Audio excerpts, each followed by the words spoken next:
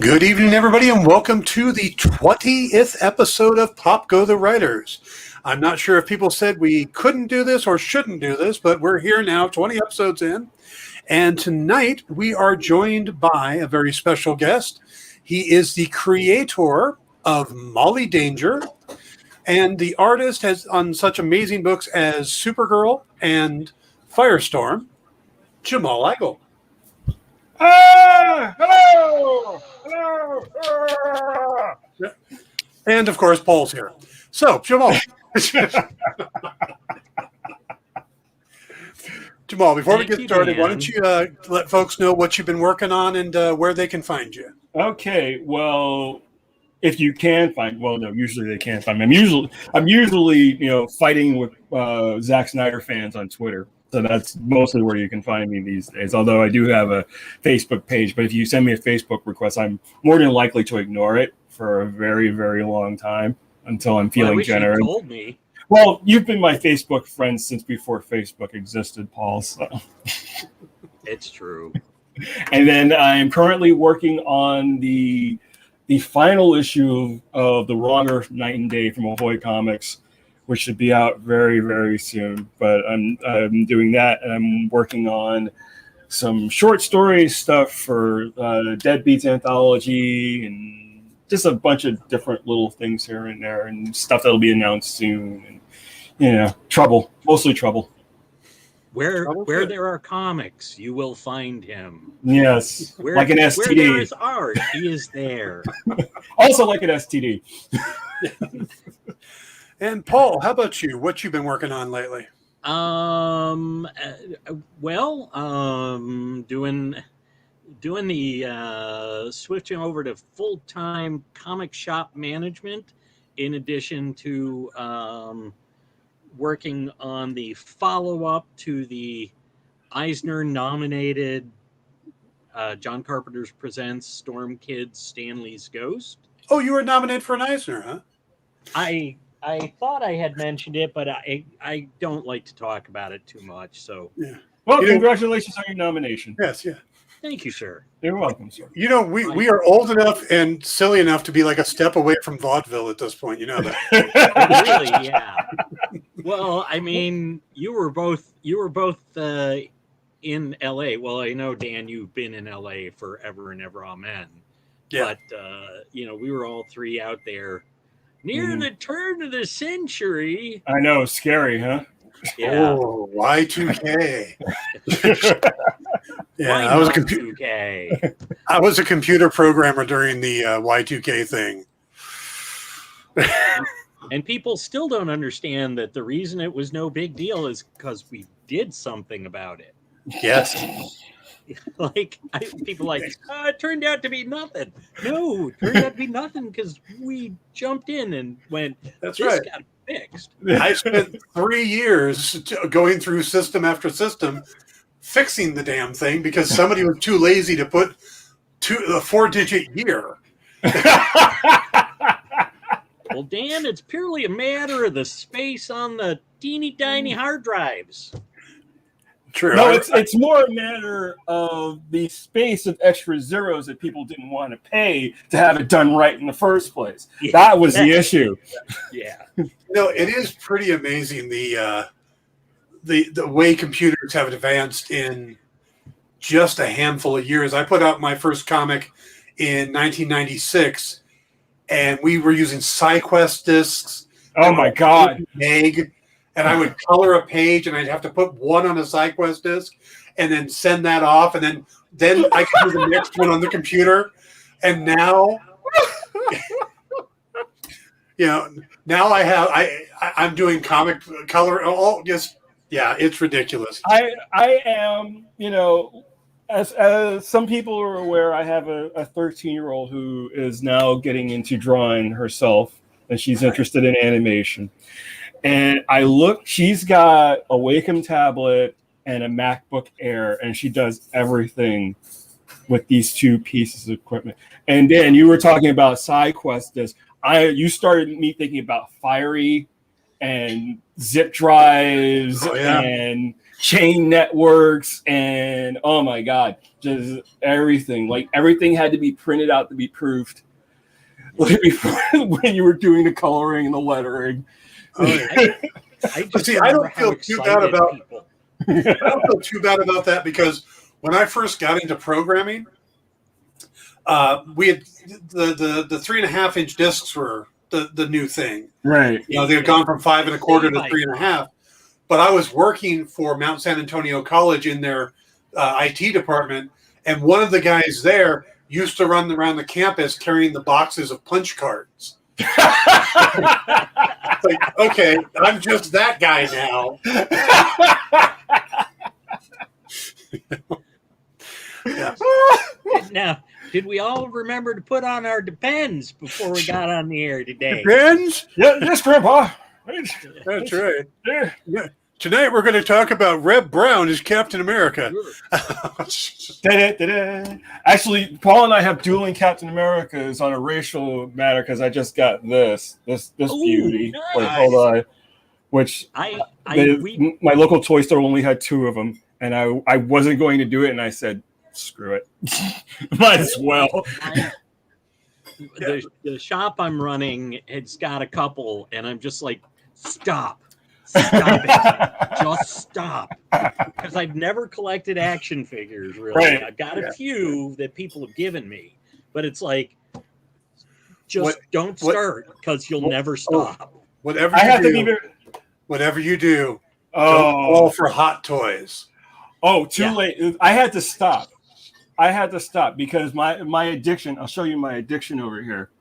My Hot Toys addiction was going a little nuts for a while. That's the original Avengers Hulk figure, the $500 one that came out.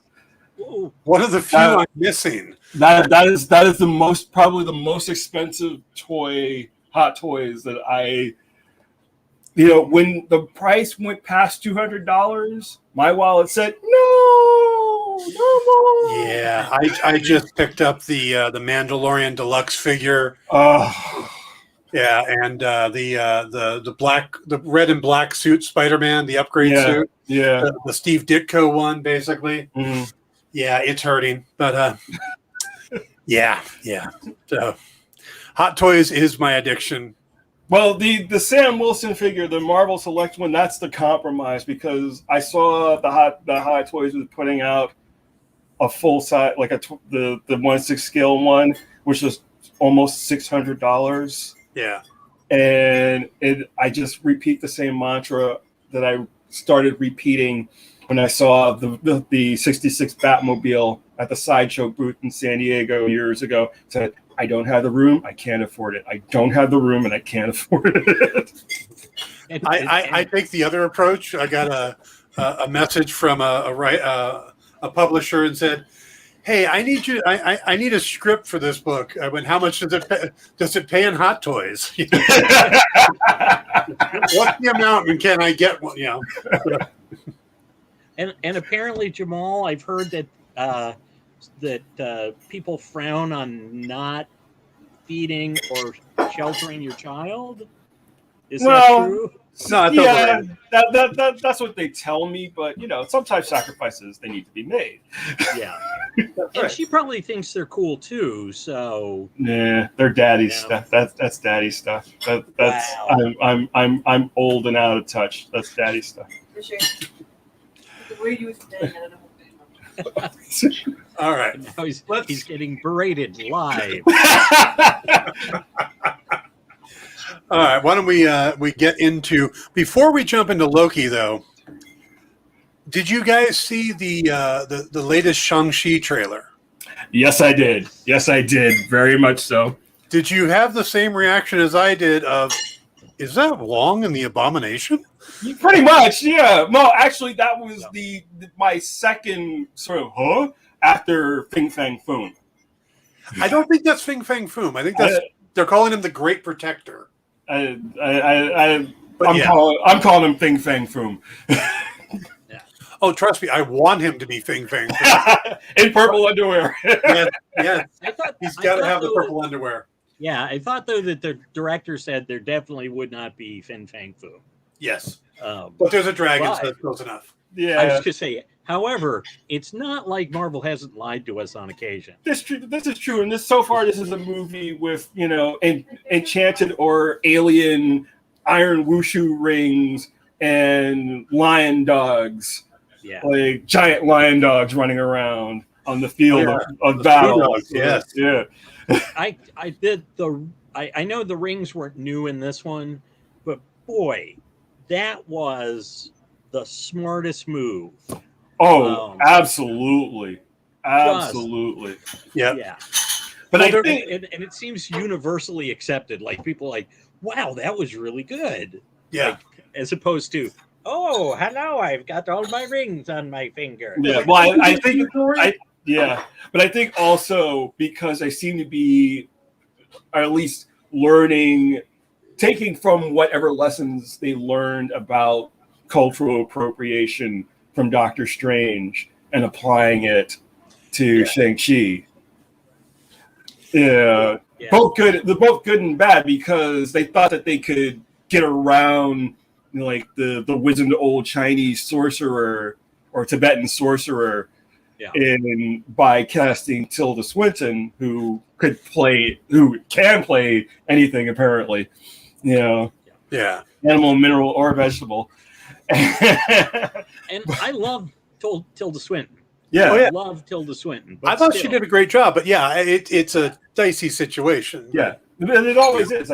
I think that, especially post, as far as Marvel's concerned, post Black Panther, especially, I think you have to take care when adapting these types of properties, especially characters of specific ethnic origin. There's some things that you can get around.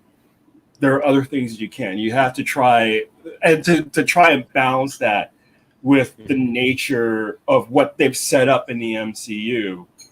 Also, it's a balancing act. I think the final product will obviously be the film, but I'm looking forward to seeing how they do this, and also think about it this way: they had to get around the whole Fu Manchu thing, which was hard, and they seem to have done it. They seem to have found a way to do it. Yeah. My mind is slipping right now, but I'm pretty sure they got the idea for the changing the rings to wristbands from, is it what's the Kung Fu movie? Is it Hollywood Shuffle, Hong Kong Shuffle? Oh, Kung Fu Hustle. Kung Fu Hustle, thank you. Yes. Yes. Because there's a fight scene where the guy uses the rings. Yes. Well, they are part of martial arts. Yes. They're for Hungar and other southern martial arts, but they're weight training basically to toughen your arms and stuff. They're not meant to be offensive weapons, but they're used that way in Kung Fu Hustle. Right. In that one scene of the three heroes. So I'm guessing that's where they got the idea. Because they are pretty interesting, and I do love. But it's not a bad idea. I mean, if it works, it works. No, definitely. Okay, we got a couple people saying hello. We've got Formal Foundation says, "Hey all." We've also got Physics in a Nutshell. Okay, have to think about that one. And Brian Rivera says he wants a hot toy. He wants Hot Toys to make a dark hole that opens up to the Scarlet Witch's page. I like that idea, where you can either the full-size book where it's on the shelf or in the Scarlet Witch's hand. I think you're going to have to go to Etsy for that one eventually. Yeah, Marvel learned their lesson after the Coulson with the Darkhold page. Yeah. It's all right. Damage Control took care of it. By the way, did you guys get a chance to see Benedict Wong slightly trolling Simu Liu this weekend on Twitter? No, I didn't.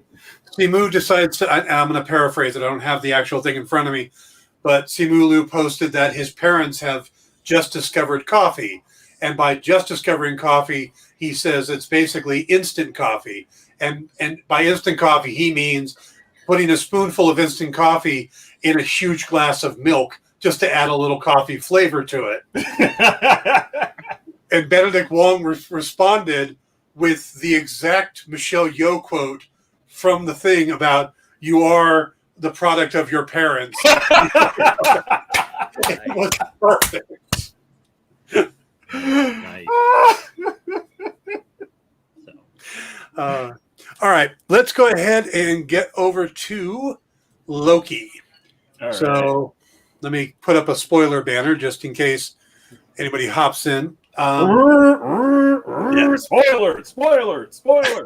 I do another show during the week, and I have a producer there. With this one, I just run this one. Mhm. I have someone who runs the show, and I said, okay, I'm going to talk spoilers during the week. He does this big, it's a rolling thing of spoiler words and a big clarion, like what you were saying. Hey. It's so over the top that I love it. It's just so ridiculous. So, all right. I assume that you're caught up on Loki, Jamal? Yes, I am. All right. And Paul, you got in episode 3 over the weekend? Oh, absolutely. And watched it a couple more times. Yeah. I was Easier to do this week. disappointed Why? Why? because Lamentus is supposed to be a Kree outpost, and there were no blue people. No, but it And looked like that's there my was. biggest gripe so far. That is my biggest gripe with Loki so far. They were supposed to be blue. Well, I mean, there are white-skinned Kree, so Yeah. Pink And skin. maybe Pink they skin, only pink send, skin. maybe they only send the pink skin Kree to the mining colonies. Oh, fair enough. But then where did all the rich people come from? Well, when a mommy Kree and a daddy Kree love each other very much. They go in front of the great intelligence. That's right. Not just great, supreme. The supreme intelligence. That's Yes, right. the Kree supreme You intelligence. can't. You Should can't the Supreme hurt a Intelligence Kree. have 3 No. girls behind him or 3 people behind him? Okay, so just because this doesn't happen often, I do want to take a bow. I got one thing right. I was right that the TVA are variants. Mm. We've been calling that since week 1, that Yeah. they weren't just whole created by the TVA, that they were likely variants, and that's what they mean by reset is mind wiping. Yeah. But all right, so this was the shortest episode. This was almost a WandaVision short episode. You know, when you take off the 6 minutes for credits, it Right. comes in about 35 minutes, 36 minutes. Yeah, I didn't even notice that. I mean, it's so packed with stuff going on, you know? Yeah, it was moving so fast that you felt like you got the full effect. Yeah. So, okay, I'm going to jump to the middle. There's a part in it that changed my whole thought of the episode.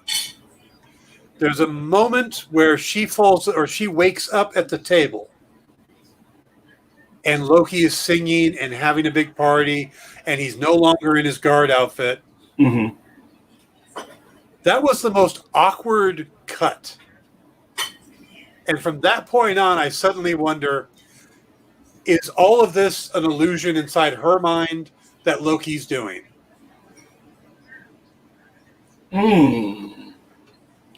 Is he basically running her to the point where they can't get off at certain death so that she'll tell him everything? Hasn't she told him everything already? No, she hasn't. Hasn't told him anything. She hasn't told him anything about herself. Yeah. Well, she said, you know, that she's been hunted by the TVA her entire life. True. And that she changed her name. So I don't know how much else she could tell him. Well, I did. Well, it was true. She did, but she also did tell him that she knew that she was adopted. Yeah. That they told the Asgardians told her from the beginning. She Right, but likes insulting his wounds. Mm. Yeah. I'm still not convinced that she's a Loki of any sort. I'm still thinking she's the Sylvie Lushton version of the Enchantress. Could be both. Could be. That's true. Could be a merger. That's true. Although Yeah. I did see a photo of a young Sylvie online. So I think they're probably tying the two characters together because we've never seen the Enchantress in any of the Thor movies either. Yeah. Exactly. And the long dark hair. Yeah. As a kid. Yeah. Plus, with the fact that they can go with the Sylvie Lushton version, that leaves the actual Amora version that they could do later on if they still want to use her. Right. Exactly. So, all right. So, first thing, do any of us believe that's really how brain freeze works? No. Absolutely. I mean, it's like she got halfway there and then just, or it was like, oh, the capillaries and this. I'm like, okay, and it's like, and then your memories freeze. What? Right. Yeah. How many people are guarding the? But also, when she was enchanting the minute person. I don't want to say minute man specifically. The minute person. Hunter C20, yes. Hunter C20. She said that she had to go back hundreds of years in her memory. Yeah. But it's to us modern day. Modern day America or wherever she is. So does that mean that the TVA headquarters is at like the end of time somewhere? Well, the TVA is supposed to be outside of time. Yeah. Where they're looking at all of time. Yeah. My thought was they took her out in, say, let's call it the 90s, since somebody has already referenced those. They took her out in the 90s, and then she's been in the TVA, which is weirdly outside of time. Right. The equivalent of 100 years. Yeah. So she's got all these memories of her time at the TVA, monotonous as they would be. Right. But I think it's like one of those like kind of trick things where they're going like, aha, she's been there 100 years, or so that means that. Of course, it could be near the end of time because supposedly the timekeepers are busy unraveling or re-raveling things so time ends properly. Well, also, it could also mean not from how much history she had to go through, but it could be from Sylvie's point of view. Because when they're talking, it's 2077. Mm-hmm. And whether she was taken from 1990s or 1970s, it's hard to tell in a tiki bar exactly. Right. Maybe the song tells us, but maybe she's referencing to 100 years back in Sylvie's time. Right. So, because so far we've seen two places that Sylvie's been hiding out in. One is 2050 something, the other is 2070 something. Right, but we also know that she was hiding out in Pompeii, and other disasters. Well, no, Pompeii was the test run. Oh, okay. So she wasn't. She never went there, but that's when Loki figured out that she was hiding out at the edge of disasters. Yeah, the only places we've seen her hiding out is where she was hiding out at the Rocks cart, which was 2055, 2051, something like that. Right. And then the Lamentus 1 was on the tech pad or temp pad. So that was another one she'd go to. But those are the only two we've seen her at. And both of them, like I said, are 2050s and 2070s. Yeah. But then she hasn't gone. She hasn't gone past the 21st century, if we're making that assumption. So she's probably not able to go for. Well, no, because she went to the 15th century France. Yeah, she goes back to do missions. Yeah. But she might be hiding in the apocalypses she knows of. Mm. Well, or that she's familiar with. Programmed into the time, or Loki mentions there's a certain number programmed into the time pad. So, and also the way he described it, she doesn't need that many because she can keep going back again and again. True. Quick, Jamal. I believe both Dan and I are of the opinion that there entirely are no timekeepers, that it's some kind of a plan. Do you think there are actual timekeepers? Well, that's hard to say. I mean, you've got Celestials, you've got Watchers. I would assume that Eternity exists in some form in the MCU. So I would assume that there are timekeepers. I mean, or someone's operating as a timekeeper, like some being of magnitude is the timekeeper. Yeah. There's got to be someone at the top. Well, we know that Miss Minutes was actually supposedly created by the Timekeepers or the TVA's PR department, propaganda department. So it's possible that the Timekeepers are part of that propaganda, and it's somebody trying to create a timeline that gives them the most power, somebody like maybe Kang, and he gives them the Timekeepers and stuff. I have a lot of theories. I know, but I'm almost of the opinion, like, let's not lead into Kang so quickly. Let's, we've got to see this out.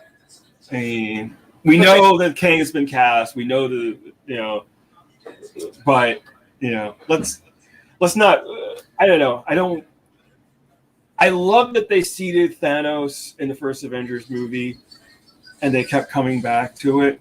But it after a while, until Infinity War, it just felt like a trope.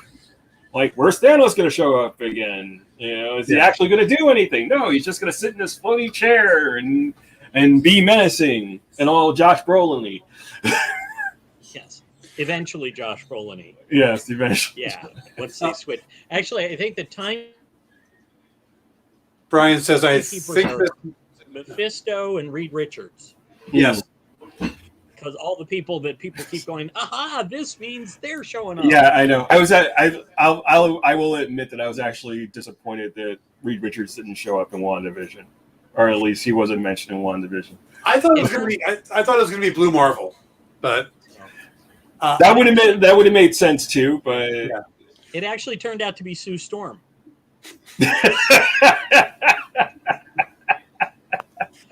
Brian Rivera says, I was thinking Miss Minutes was more like an autopilot for the Sacred Timeline. Mm-hmm. Yeah, I could see that. But yeah, no, I look at the only reason all of us are a little gun shy after WandaVision. Yeah. Mephisto made sense because that was a major character in the story they were telling in the comics, but he didn't show up, fine. But here, I wouldn't even be talking about Kang if we weren't watching Kang's girlfriend run around the screen. That's what I'm saying. Right. Yeah. When you go ahead and bring it, because it didn't have to be Ravonna Renslayer. It could have been anybody as a judge. Mm-hmm. But they picked that character who is so strongly tied to Kang. Right.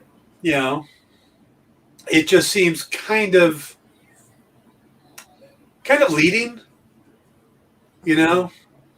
But again, could be one of those 3-card Bonnies again. Absolutely. Yeah. Absolutely. Yeah, I mean, the bottom line is we don't know. We make suppositions and guesses. I was more confident in my TVA's variants and my thing about time travel than I am about it being Kang. Right. Because the bottom line is they can make it anything they want. They're the writers. This is true. Yeah. This is very, very true. Yeah. Maybe Miss Minutes is the only real authority there, and she's controlling everything. Which would be a nice swerve, actually. Yeah. Whoa. We'll go and bring this up. Loki would be way better if it was a different story and featured Domino the Joker. Why, hello, Gail. Hi.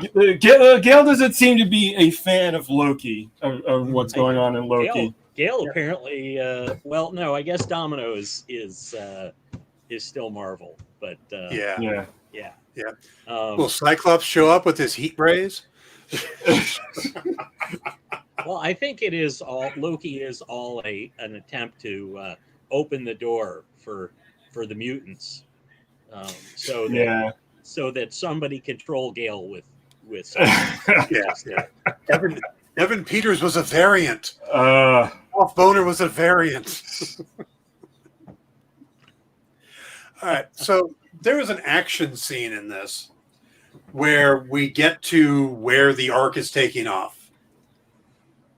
Dan, see, Dan clearly understands.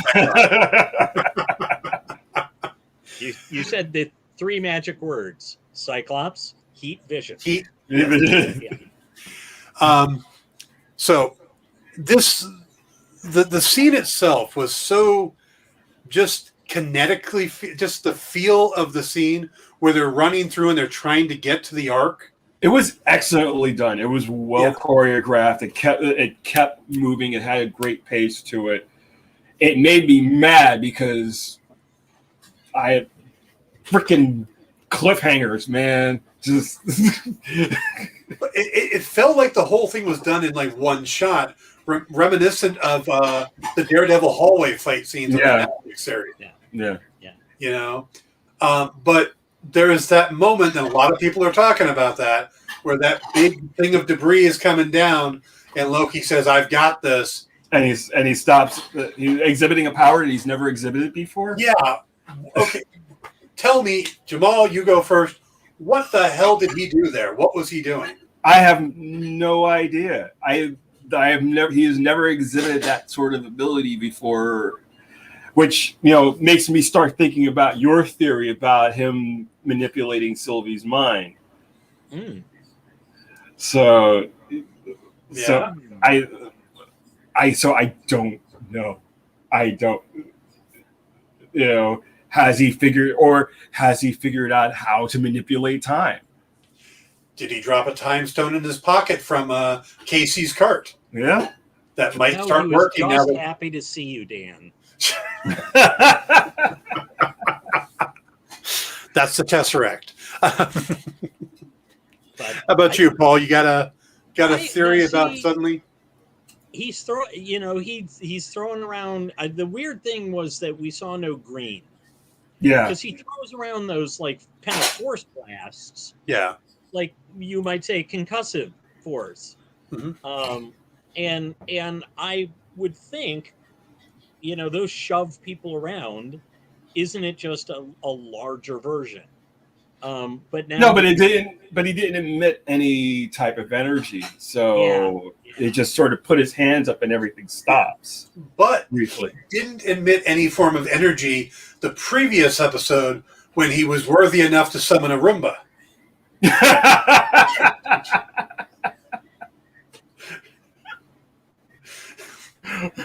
So he did show a little bit of telekinesis there. Yeah. Well, and it is weird though, because like if comics Loki did that, we'd go like, oh, sure, okay. Yeah. But as Jamal pointed out, not something we've seen him doing. Exactly. On screen. Well, I mean, that's the trick to good writing and good filmmaking is establishing your own rules and then not breaking them. Mm-hmm. Yeah. I mean, God, Gene Roddenberry is probably the king of that. Mm-hmm. All the rules he created for Star Trek, and then everybody kept them. Right. I was really surprised, though, that between the two of them, neither one can teleport. It's like I kept expecting. That's a good point. As they're doing this long trek, they never, but has he ever? He's never teleported before. Yeah, he's just used the Tesseract to do that stuff. But he clearly. Again, I'm mixing and mashing with, And then the theory, if she's Sylvie Lushton from the comics, that is one of Sylvie's powers in the comics, is teleportation. Mm. Interesting. Yeah. Andrew pipes in. Andrew, of course, our guest from last week. Internal logic is our friend. Wow. Internal logic. Yeah. It like war. What is it good for? Don't sing anymore. We'd have to pay the money for it. And how much do you want to pay, Dan? Would it be absolutely nothing? Say That's it again, why Paul. I have a mute button for Paul. All right. So another interesting moment going back to when Sylvie wakes up. Loki sings. Now, they translate, or if you do the subtitles when you're watching the show, they put the subtitles for the English part, but not for whatever language he was singing. He was singing Asgardian. Yes. He was singing. Although technically it was it Icelandic? I think I heard Norwegian, but Norwegian. Yeah. But again, that would make sense to be Asgardian. Oh, he hit that one section there though that he was all just singing in an Asgardian, Right? And kudos to the music, the team, because like they hit that one section, I was just like, oh, that's a little yeah. Well, I forget he can sing. He did the movie where he was a country western singer. Mm-hmm. Was it Hank Williams' Life or something like that? So. Andrew says, of course, Paul Mephisto Storrie would say that. Hey, we're watching a show about the god of mischief. True. Rules? Logic? Yep. Or two gods of mischief, maybe. Or something like that. Yeah. Yeah, at least two. At least two. Yeah. So do you think he was singing Asgardian to test Sylvie? I don't think he was aware that she was awake, at least at the time. So I think he was he slipped, basically. Yeah. He let his guard down. Yeah. Or it feels like he was genuinely like thinking that he had it covered in his usual Loki manner. Thinking that he's smarter than everybody else. That might be my problem, is that I don't trust Loki. No, you're not supposed to trust Loki. I expect him to lie. So I expect him to be 6 steps ahead on everything and conning everybody. So I have a hard time believing that he just got drunk. It feels to me like he's doing something. He's conning something. He's got a scheme he's running. And again, it just might be me overthinking it, because all of these other shows have been rather linear in their thinking. I was certain that there was no way Sharon Carter could be the power broker. Power broker, because it didn't make sense, right, in the story. But yeah, so I'm having a hard time just accepting that Loki he was just drunk, or he wasn't doing these things on purpose. No. But, it's especially the MCU Loki has these troubling lapses into humanity, if you can say that, or Asgardany, where he just acts like a person. So yeah, I don't know. No, I mean he's. Here's where we are though. He's clearly concerned that the TVA are variants. Yes, he's clearly concerned that people on the mining planet are going to die. So we're seeing glimpses of the Loki that we saw at the beginning of Infinity War. Yeah, but weirdly, without he got the Reader's Digest version. Right. Yeah. The Cliff Notes. Yeah. Yeah. So apparently that has affected him a great deal. Well, I think watching your mother die and to find out that you're the reason would have a severe effect. Then the brother that you've been trying to screw over for 1,500 years was the actually cried over your dead body as your ship blew up.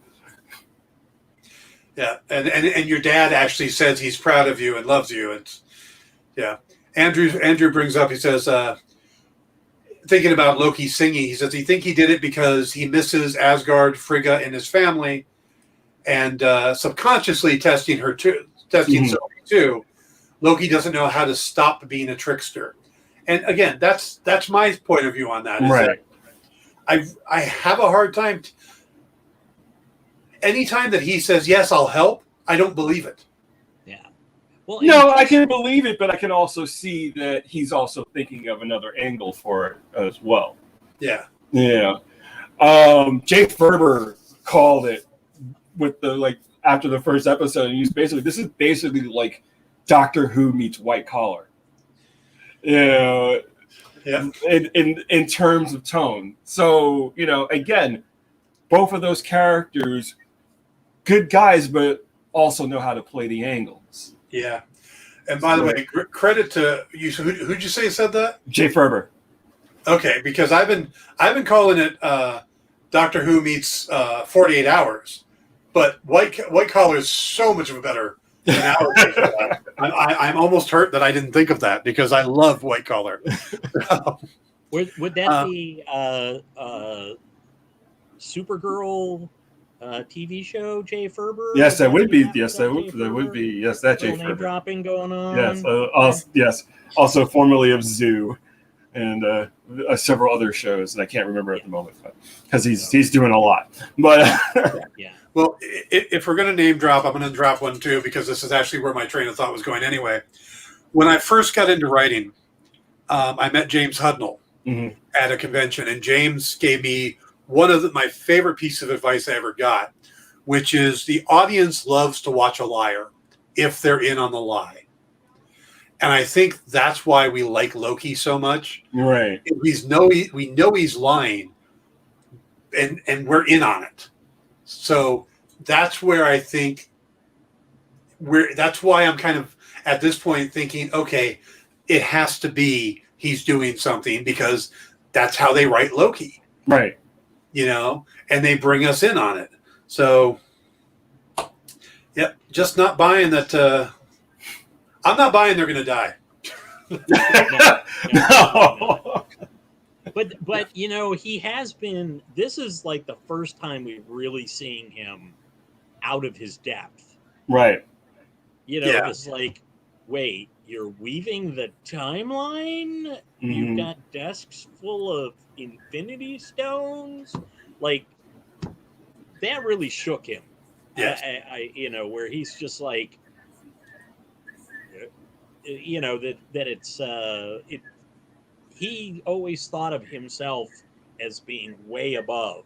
Right. And he does not like feeling like he's a couple of rungs down. Well, not even just that. Like, if you go back to the Avengers, I'm sure he assumed that he was the one playing Thanos and not the other way around. Yeah. Yeah. And I think that, and the same with the way Thor was characterized in the first movie. I think the Asgardians saw themselves as being the pinnacle of spacefaring races. Yeah. So to be outclassed in that way by the TVA, it probably really just sort of, he either got really shook at first and then said, this would be a lovely place to take over. Well, he's been faking his way through his whole life as far as, like, I'm the coolest and most in control guy there is. And very seldom is he actually the coolest or most in control guy. But he believes it, and that makes it so. Yeah. Well, the line from I think it was episode 2 about that Owen Wilson says when Renslayer says, "Do you believe in this guy?" and he goes, "Well, he believes in himself enough for both of us." Yeah. He's really arrogant. Yes. that sour look on his face. Like, yeah. Oh. It was weird to have an episode without Owen Wilson. It was actually, but I'm sure he will come back before him on Wednesday. Very much. Yeah. Yeah. Owen Wilson's Sylvie was a nice, very different foil. Mm-hmm. Yeah. So. Now it's going to be interesting to see if Owen Wilson's the one that brought young Sylvie in. because that could change the dynamic too. If he's working with Mobius, and then she's already got an anger towards Mobius, right? That could make an interesting dynamic too. But there's something else that we're leaving out of the whole equation is we still have not seen any of the fallout from Sylvie resetting the entire timeline. Yes. Yeah. I don't know if we will. I will Because- see some of it. Well, my thought is that the purpose of it was a distraction. Yeah. But To I- open up to send enough people out of the TVA for her to get in there and get to the timekeepers. But I also sort of feel like I'm starting to feel like the arc getting destroyed was sooner than they were expecting, was a result of Sylvie's machinations. She altered the timeline, speeding up the arc's destruction. Well, of course, previously nobody had gotten off the planet. Like that was the official thing. No one escaped. So, but yeah, But they knew how much time they had to get to the shuttle, but the chunk, the asteroid that destroyed it came sooner than they were expecting. That's why I'm saying is that this might have been a result of what she did. Yeah. I do dearly love that they called those time bombs. Yeah. Somebody just time bomb the. Yeah. Yeah. Andrew says, why would Sylvie work with Mobius? She's never been to the TVA headquarters before based on her surprise and not being able to use magic. And I don't agree with that. She's obviously been to the TVA before. It wasn't that she couldn't use magic, and she said so in the episode, is that some minds it's more difficult for her to enchant than others. And But they established. Oh, sorry. Yeah. I don't think she had learned magic yet when she was at the TVA. That was my impression. Which is why she was surprised it didn't work, because she had never used it at the TVA, and so she didn't know it didn't work. Mm. Yeah. But yeah, the images we've seen is of a very young Sylvie being walked in. So I'm thinking that's before she learned her magic, right? Because whether she's a Loki or Sylvie Enchantress, the magic isn't like Wanda, who had it at birth. Well, Sylvie Lushton in the comics woke up with it, but it's something she had to learn or teach herself, so she wouldn't have it at that young age. Yeah. So Brian suggests that this is a scenario that invokes the Nightmare Department. Fair. That's one I'd like. Are they going to pay that line off to find out that there's other departments in the TVA, or besides the TVA, there's the Nightmare one? Yeah. Okay, so the timekeepers are Kang, Nightmare, and Mephisto. And Arnim Zola. And Arnim Zola is Miss Minutes. Yes, there you go. Yes, there we go. Red Skull left Voromir, came here to the TVA. And now he's Mobius M. Mobius. Yes. He's got a little mask on to look like an older version of Mark Grunwald. Because he lost his Hugo Weaving mask back to World War II. He did take that off. I mean, yeah, He did. and wasn't very gentle about it. No. No, but then it also fell down into the flames. So Yeah. You think if he got a new mask, it's going to look like Ross Marquand? nice. Probably, yeah. Could be. Probably. So, Actually, Weaving said he would come back. It's just they couldn't work out a deal for him to show up for that that little bit of time in the Avengers movie.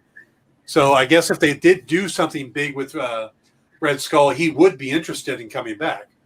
See, that was as much as I love the Winter Soldier. That was the only thing that disappointed me, is that Robert Redford's character didn't pull off his mask and show up as the Red Skull. Yeah, That Well, he would have been couldn't awesome. because he didn't call himself Del Rusk. Yeah. So, and by the way, Andrew, Mephisto forever.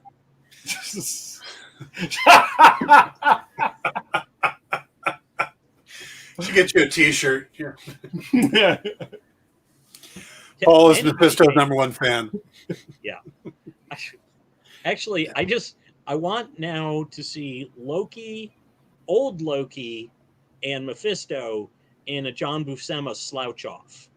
They're sitting on their thrones, going like, Just doing the. Yeah, Oh, those are perfect. yeah.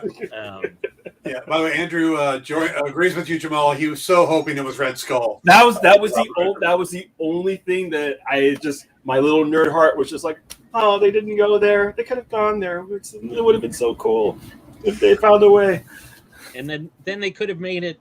Actually, they could have made it the Ross Mark I, and it turns out he was the Red Skull from the 50s, who was actually a fake communist pretending to be the Nazi. Right. Because communists pretending to be Nazis, that's just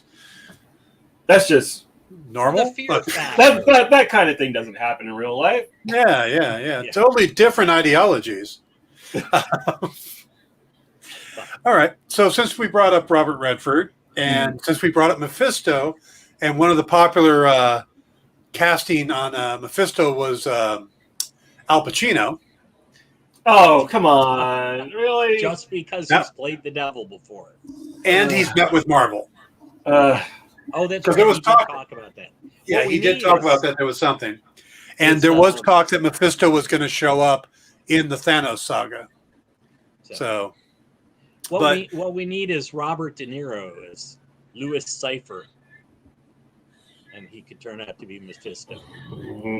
Yes, that was an Angel Heart reference, people. I know. yes. I know. Where's that mute button again? Too That was late. going It's to out be there in the world. my question is what celebrated older actor do you think needs to be brought into the MCU now? I mean, we're getting we got Glenn Close, we got Kurt Russell, Robert Redford. Stallone showed up. Michelle Yeoh, Ving Rhames, and Yeah. so even if it's a cameo, who would you like to see pop up? Ooh, that is a really, really good question, actually. Oh. Joe Pesci as Pip the Troll. Jesus Christ.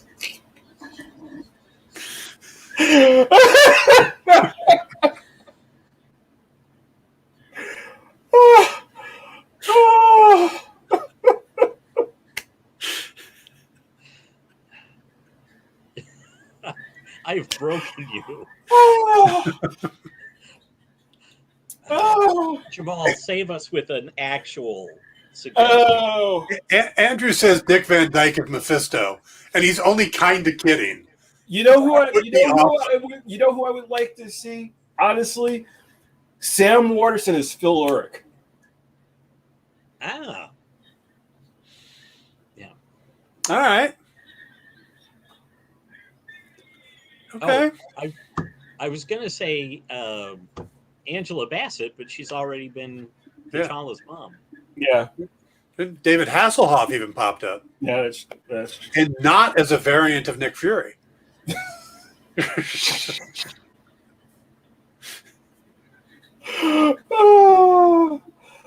I'm trying to think. Betty White. We have to have Betty White in there somewhere before she dies. Anyway, that would have been awesome. Yeah. See, now you make me wish Abe Vigoda had gotten into the MCU before he passed. Yeah, I know. Betty White as the older version of Agatha Harkness. I could. You know what? That would totally work. That would totally work. Just shows up. She's all sweet and kind, and then boom. Brian wants to see Daveed Diggs as Brother Voodoo. No. I just want Brother Voodoo. I don't care who plays him.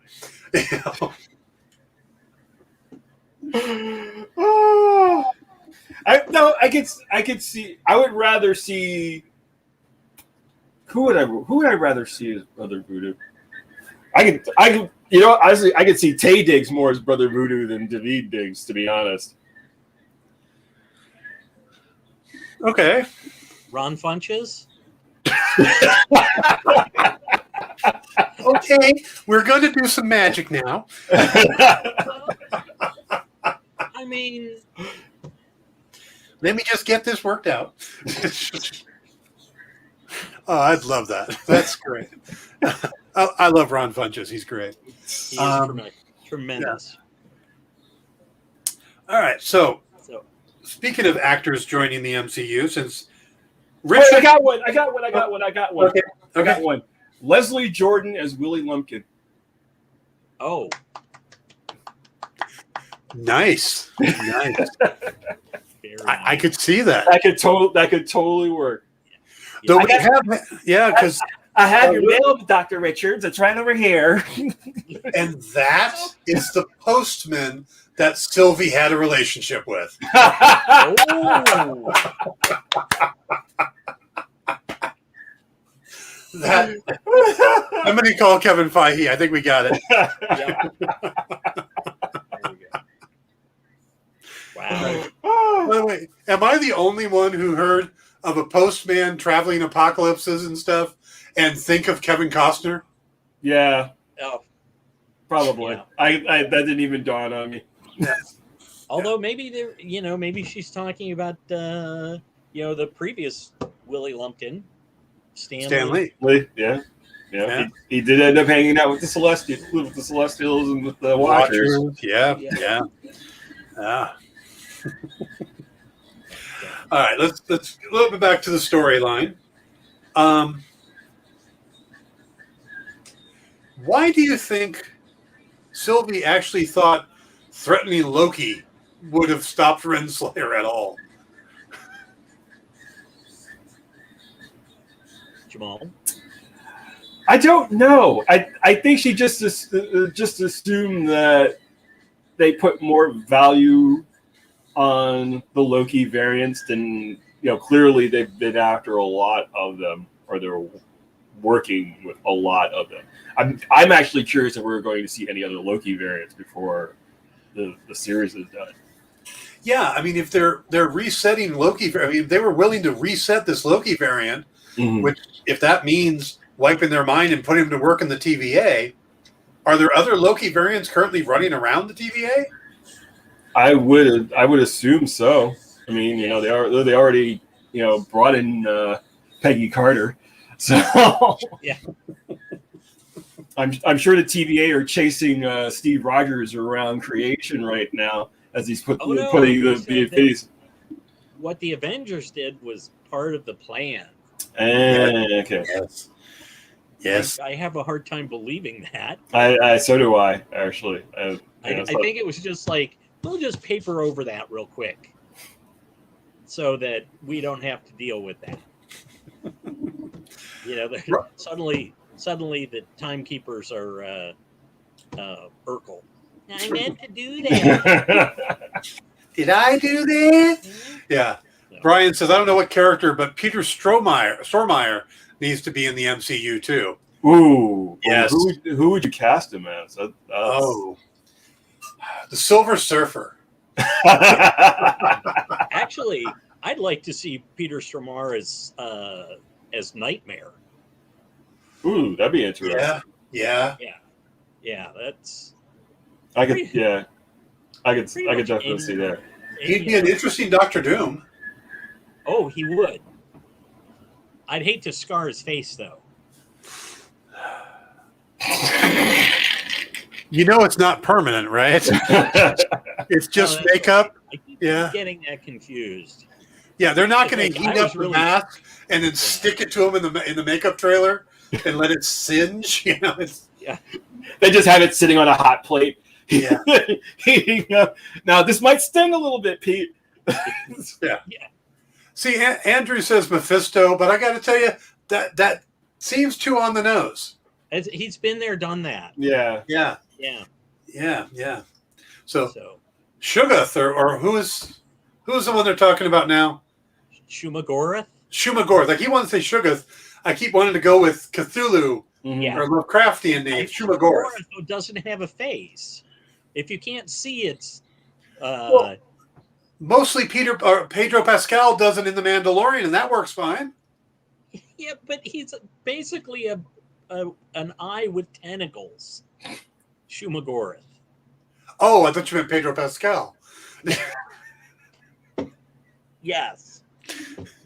I see the Mandalorian very differently than everybody else. Maybe I should not have taken all those mushrooms before.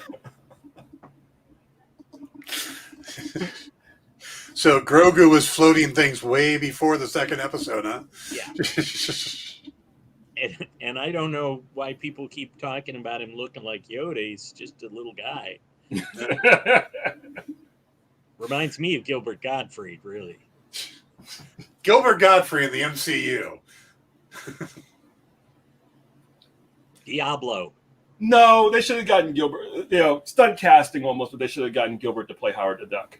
I was just thinking that too. Oh, there you go. That would have been good. So. Andrew says he wants Lena Headey to play Dr. Doom, but as Victoria Von Doom. I'm all for that as long as, we get. But again, I don't want flashbacks of her just being Lena Headey. Yeah. It's hard. You don't want to scar that face, and No. Though, Costu Waldor, the one that plays her brother. Yeah. Oh yeah. Love to see him come into the MCU too. He would make a great Doom. Yeah. Yeah. Oh, absolutely. And I have no problem with messing up his face.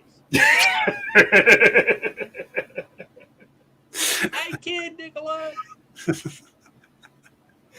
Scar that face. Have you seen Dredd? Yes, I have seen Dredd, Yeah. but they didn't have her in 100 pounds of body armor and prosthetics. Yeah, true.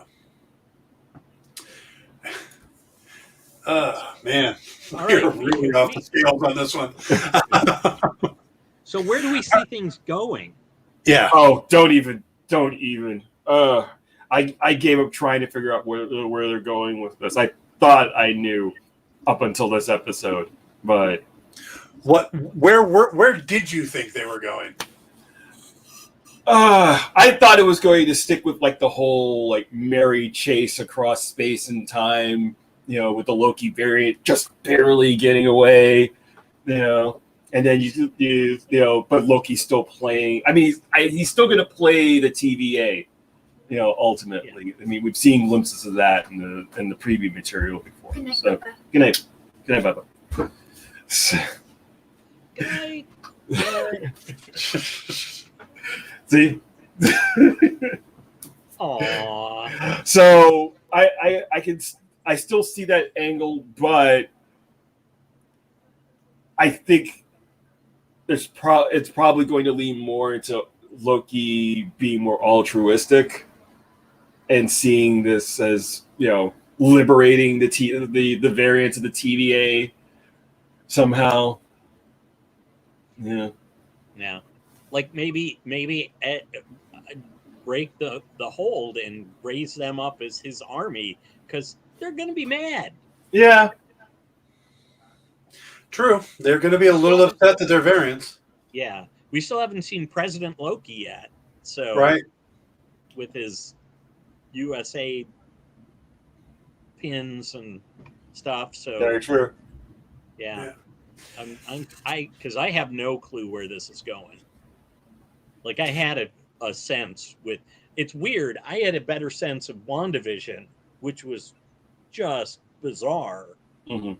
I felt like I had a better idea where it was going than Loki, which is No, that makes sense to me because WandaVision, we were looking at the comics that they did with the birth of the children. So even though we had this strange format and they were going these weird directions, there was still the through line that appeared to be there. And they did follow it in a lot of ways. So the rough outline was there from the comics. Right. With Falcon and Winter Soldier, we knew a little bit of what happened with John Walker. We knew the fact that Sam was going to end up with the Shield. So we could kind of guess when we found out Carl Lumbly was going to be in there and what he was going to play. You could start seeing not exactly how the pieces were going to pull together. But the broad strokes. Yeah, you could see the puzzle pieces. There is almost no source material for this show. Right. And they basically, Kate Herron basically said that. This is a story that's not, we may do bits and pieces, but the story has not been told. Yeah. Short of calling her Sylvie and making people tie it to the character of Sylvie Lushton, yeah, there really hasn't been. I mean, you flash back to some of the old TVA stuff, when the old issues of Thor with the Minutemen, things like that.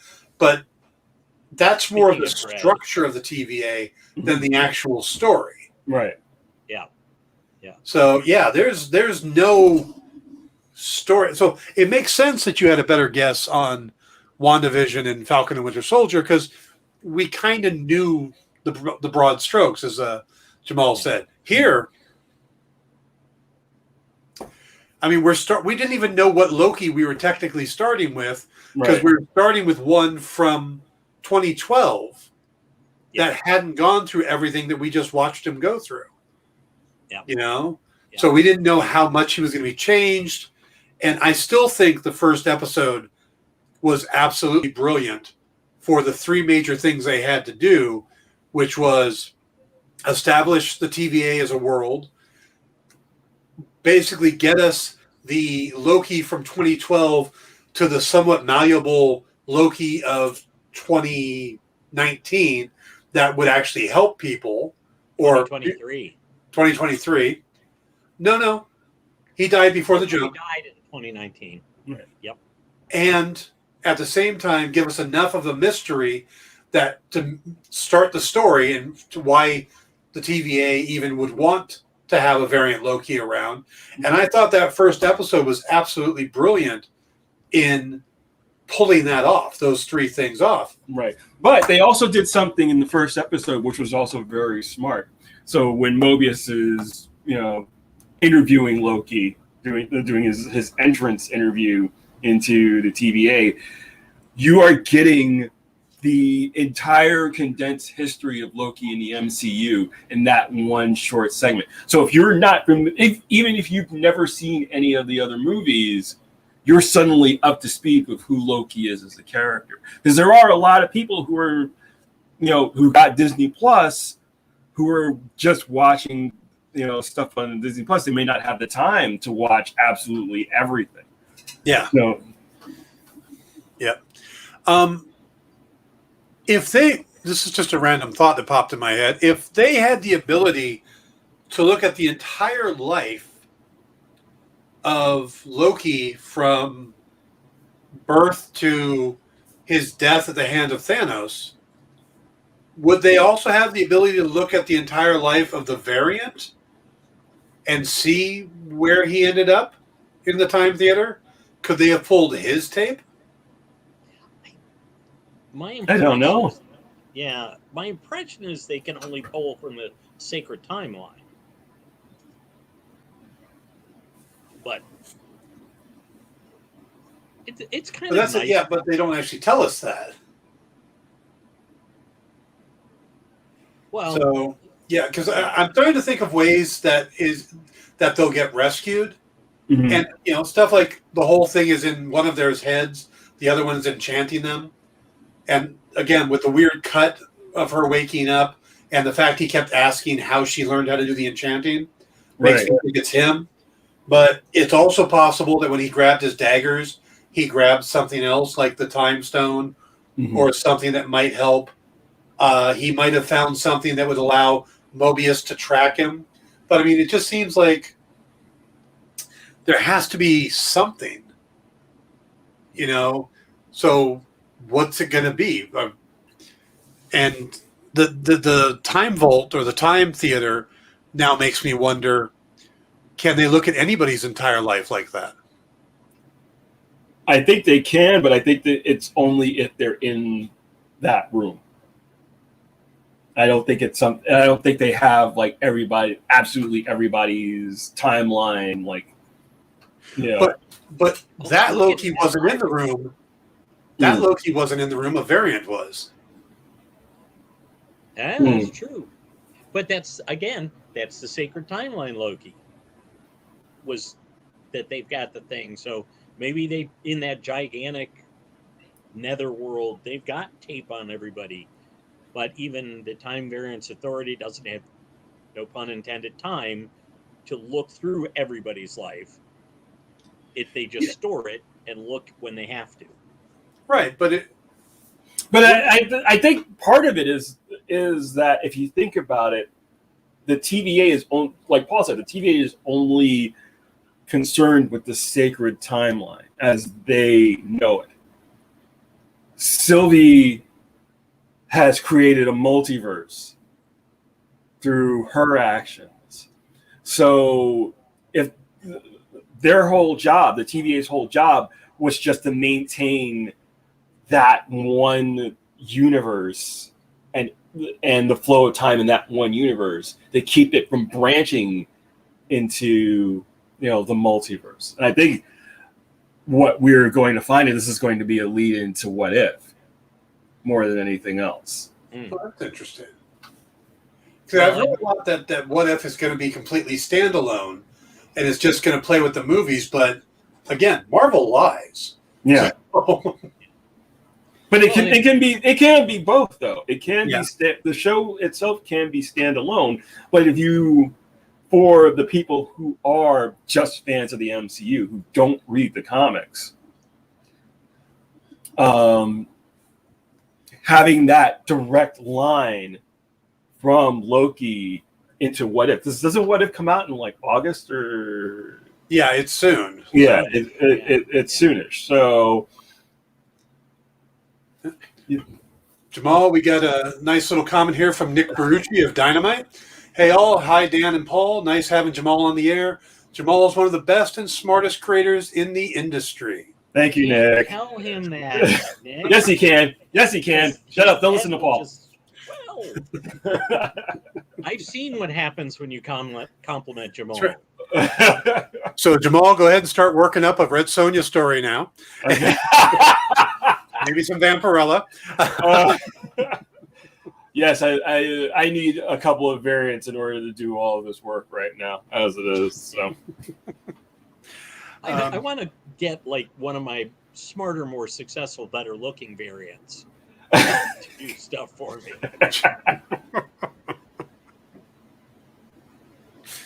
But there we go. Jamal is always welcome. that means you and I aren't, Dan. Well, that's been obvious. I talk to Nick all the time. There hasn't been. Dan, would you like to do a Red Sonja story? Well, I'll do what I've been trying to do my whole career, trying to ride on Jamal's coattails. Oh, stop it!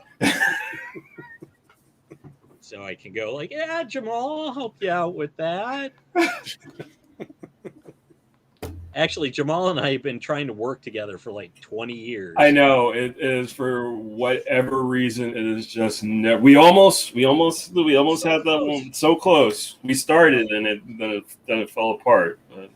Yeah, that happened almost a couple of times. Yeah, because I think I misunderstood Bobby's direction on the Captain America or what was it originally, Paladin thing? Yes, it was Paladin. Yeah, it was Paladin. Yeah, and all she really wanted was a Captain American Paladin thing, and I switched to a total Captain America thing. And this is boring to everybody but us. Yeah, I love the idea of Paladin's one of the characters I wish they would do more with. Oh, so do I. Paladin perfectly works, especially for the Disney Plus format. It completely works. Yeah. Nick liked the what if suggestion. I think you might be onto it. That the what if stories are the results of the bombing of the.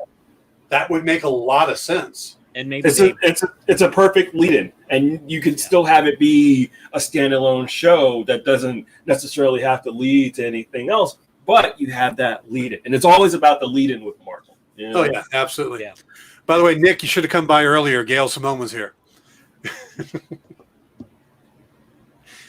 All right, so we got about 10, 15 minutes left. And Jamal doesn't want to even come up with where he thinks the show's going.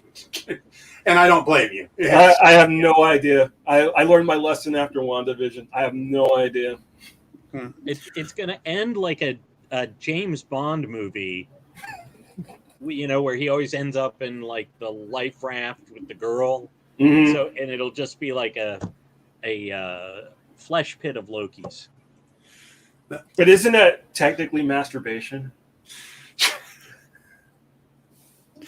And lovely for Disney Plus. Nick says Gail just handed in a great Red Sonja story. I don't doubt that she did. Yeah, there's no doubt about that. Gail knows how to write Red Sonja. It's been Agatha. Yeah. Although, Nick, I figured out it was Agatha from like the first episode. As soon as Agnes showed up, I knew it was Agatha Harkness. Yeah. By the way, Nick, if Gail turned in a great Red Sonja story, do you have Walter drawing it? Walter Giovanni, who was her cohort on that for a long time, hopefully. I love those two together do great stuff. Okay. All right, since I've got writers here and I got Jamal here, Jamal, if they came to you and said, hey, okay, what Marvel character would you like to do a Disney Plus series with? You could be the showrunner. Power Pack. Oh, very Power Pack is the perfect Disney Plus show, and it would be the entire first like 6 to 10 issues. They get kidnapped by the Snark. They get taken off into outer space. They get powers from Whitey. They've got Friday. They come back to Earth, and you do the second season of running around New York City with superpowers and getting into trouble. What was the horse guy really named Whitey? Yes, Whitey. Yes, Alfred Whitemane. Okay. Yes. Whitey was just what the kids called him. Yes. They were very woke.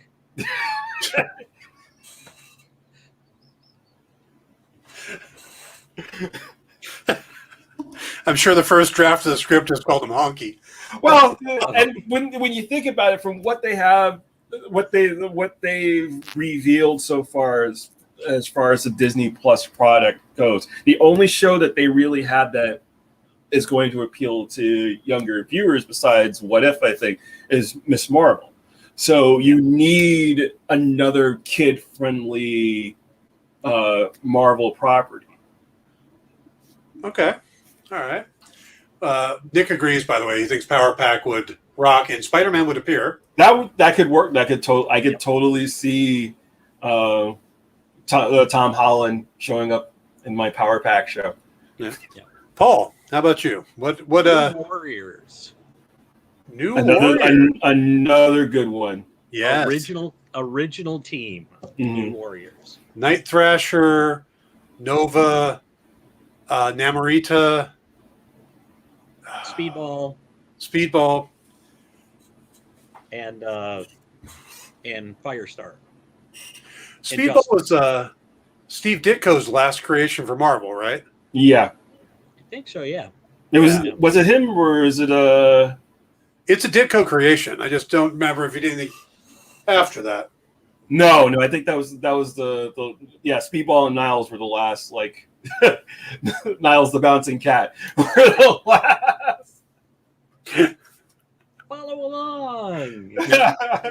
Like no rage. Could do the the theme song. Oh, and in the NCO, this is true. Speedball would not become a villain, which was one of the dumbest things that they did.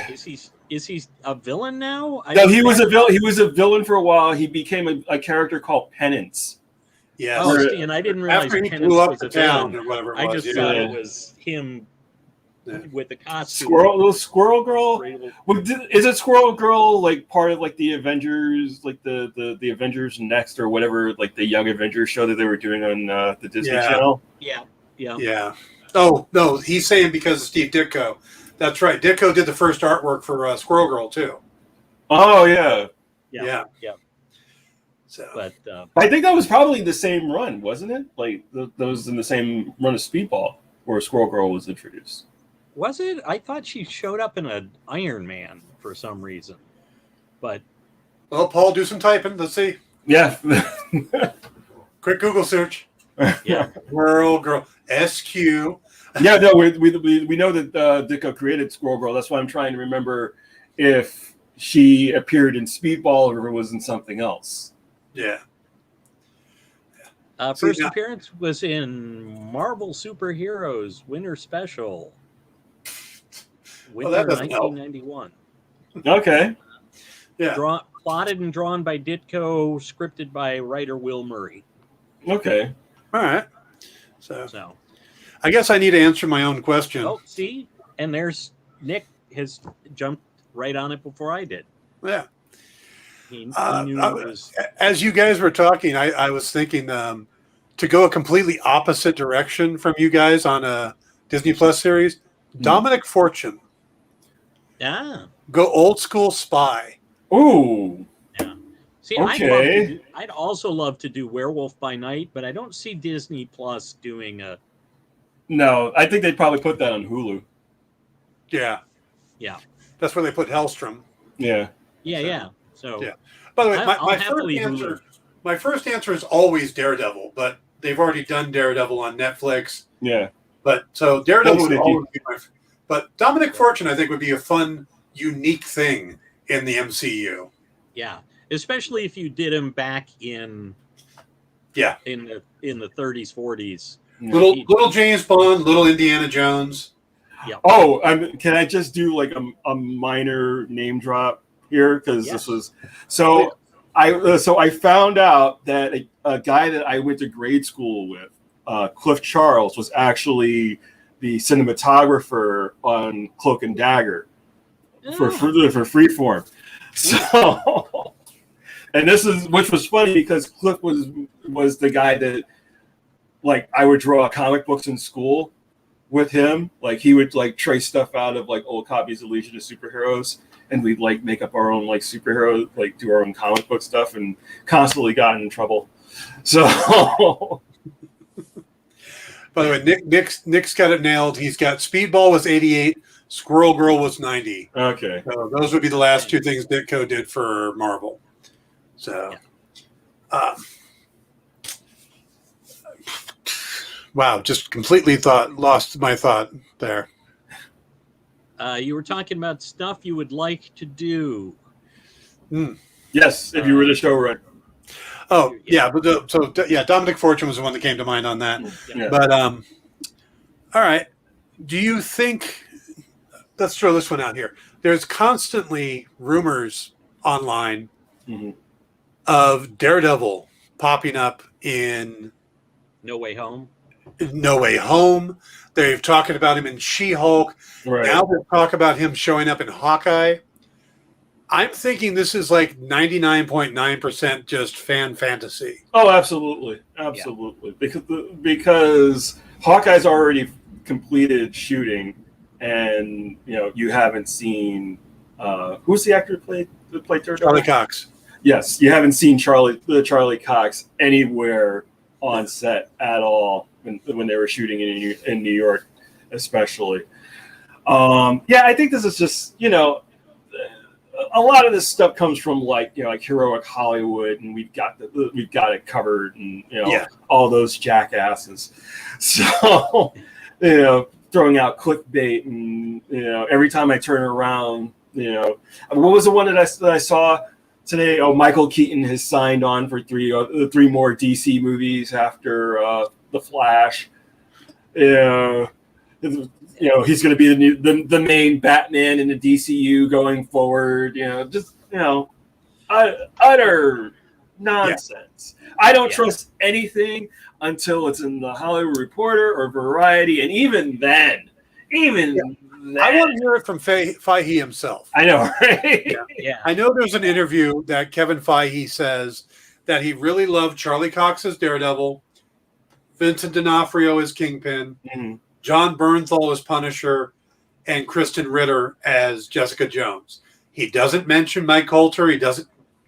No one's surprised, but he didn't mention Finn Jones as Iron Fist. I feel like Finn Jones just got the short end of the stick. I think if they had part of the problem with Iron Fist especially is they had almost no rehearsal time prior to shooting, so all the choreography was just flat for a lot. It was better in the second season, but then you had the other, Scott Buck, yes, who is a great showrunner for a lot of things, but between that and Humans, he just proved that he doesn't get superheroes and what makes superheroes work. And he didn't get Dexter either. Well, I didn't see the last season of That's Dexter. Just because you got dead and you died on Dexter. Suddenly everything's bad. Hey, I've only been on one TV show. I got to be protective of it. Do you still get residuals off that? No. No, I got to check, and that was nice, and that was it. Did you get any but swag? I do think I had the same amount of screen time as Mama Danya did in the Captain America series. Falcon and Winter Soldier, so I'm good with that. But you can tell the difference in the caliber of actor. She laid there so much better than you did. Hey, the director came up to make sure I was okay while filming because I was laying so still. Shit, I believe his line was, "Oh God, not another one." Yeah, this coming from the guy who played in Christine is even funnier. That's who the director was. Okay. All right, we're going to wrap it up here. We're just coming up to our hour and a half mark. So I want to thank everybody for joining in. This has been one of our best nights comment-wise. Thank you, Nick, Gail, Andrew, Brian, and everybody else. It was really a lot of fun having you guys along for the conversation. Jamal, it has been absolutely wonderful having you on. Please come back anytime. This was fun. I will definitely. Also, I do a show on. You're good for our numbers, Jamal. I also do a show on the Comic Shopping Experience all week, 3 times a week. So if you ever want to come on and plug something, just drop me a line. I'll have you on there. We'll talk. Okay. Like I said, you're welcome here or there anytime. But thank you. Please, again, remind people where they can find you online. You can find me at jamaligle.com, and that will lead you to all of the social media, Instagram, Twitter, Facebook, what have you. If you follow me on Twitter, I will keep you entertained. It's true. I agree. Paul, where folks can find you? Storyville.com, at Storyville on Facebook, Instagram, and Twitter. All right. And me, if you're watching this, you're probably already following me because this is on Facebook, on Twitch, and YouTube. But all my social media is just my name, Dan Wickline. And you can see me during the week on the Comic Shopping Experience 3 times a week for the Dan Wickline Show, 2 p.m. Pacific, Tuesday and Wednesday, 6 p.m. Pacific, where we do Loki spoilers on Thursday.